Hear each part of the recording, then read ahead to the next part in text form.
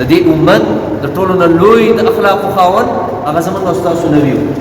نبي کریم صلی الله علیه وسلم موږ او تاسو د هغه امتیان یو د هغه امت یو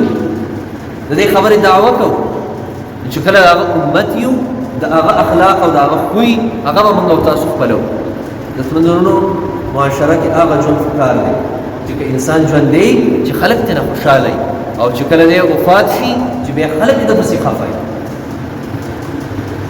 بیا خلک د پسې خفه خلک د نیکو تذکرې کوي خلک د بد اخلاقۍ تذکرې ونه کوي نبی کریم صلی الله علیه وسلم فرمایي په ټولو کې د ټولو نه ډېر ناکاره په خلکو کې هغه دی چې خلک د هغه د شر نه ځان ساتي دا ناکاره انسان دی او د شر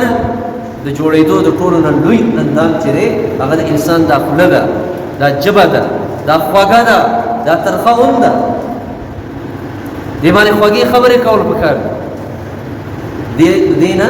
هغه خبره نه ده رایستو چې په هغې باندې انسان زړه ته دک ورسي هغه زړه ته درد ورسي ځکه انسان د زړه په درد باندې الله خفه کېږي د انسان په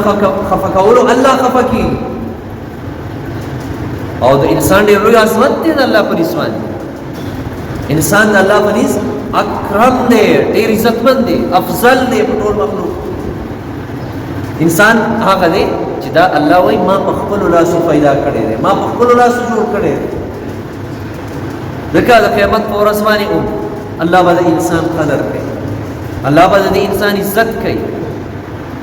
او په انسانانو کې بیا د مسلمان عزت چې دی دا الله ته ډېر خوښ دی چا چې د مسلمان بې عزتي وکړه د نعوذ بالله د الله بې عزتي وکړه